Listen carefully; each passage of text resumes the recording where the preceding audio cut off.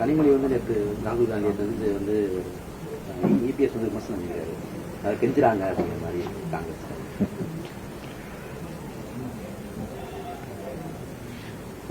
நேரடியாக இரண்டு கட்சி தலைவர்கள் அல்லது கட்சி தலைமையில் இருப்பவர்கள் சந்தித்து பேசுவது கெஞ்சுவது என்றால் காலில் விழுறதுக்கு என்ன பெயர் சொல்றது? இதெல்லாம் தேவையில்லாத விஷயங்கள். இதெல்லாம் ஒரு செய்தி, அதுல கேள்வி, அதுல மறுகேள்வி, இதெல்லாம் தேவையே கிடையாது. உருப்படியான காரியங்களை பேச வேண்டும், உருப்படியான காரியங்களை செய்ய வேண்டும் என்பதுதான் என்னுடைய மனநிலை. ஆட்சியில பங்கு எடுத்துக்கிறதுக்கு காங்கிரஸ் கட்சியில அத ஒரு பொருளாக பேசப்பட்டது என்று பத்திரிகையில பார்க்கிறேன்.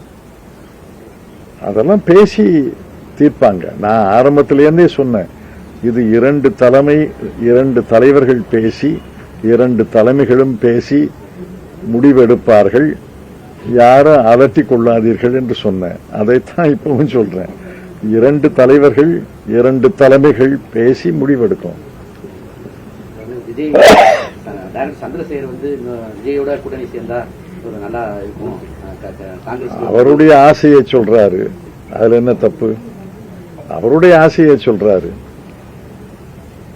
சின்ன சின்ன கட்சிகள்லாம் கூட்டணிக்கு போகும்போதே எனக்கு துணை முதலமைச்சர் 2 எம்பி அப்படின்னா டிமாண்ட் வைக்கும்போது யாரு பெரிய கட்சி யாரு சின்ன சின்ன கட்சிகள் சின்ன சின்ன கட்சிகளுக்கு சின்ன சின்ன ஆசை இருக்கலாம். சின்ன சின்ன ஆசைன்னு ஒரு பாடல் கேட்டிருக்கீங்கல்ல. சின்ன சின்ன கட்சிகளுக்கு சின்ன சின்ன ஆசை இருக்கலாம். பெரிய கட்சிக்கு நாட்டு மக்களை பற்றி தான் கவலை. திமுகவுக்கும் காங்கிரசுக்கும் இடையில பனிப்போர் நடக்குது, கருத்து வேறுபாடு. அதெல்லாம் தேவையில்லாம அலட்டி கொள்றாங்க. திமுக தலைமையும் காங்கிரஸ் தலைமையும் பேசும். இறுதியில திமுக தலைவரும் காங்கிரஸ் தலைவர்களும் பேசுவார்கள். அது பேச்சு நேற்றே தொடங்கிவிட்டது. அதுல ஒரு முடிவு வரும். தேமுதிக இன்னும் நிலைய முடிவெடுக்காம காங்கிரஸ் போவோமா, திமுக போவோமா, காங்கிரஸ் போவோமா, கடமைக்கிட்டே கண்டோமா, நாங்க வந்தாதான் முதலமைச்சர் ஆட்சி அமைக்க முடியும். யாரும் ரொம்ப சந்தோஷம்.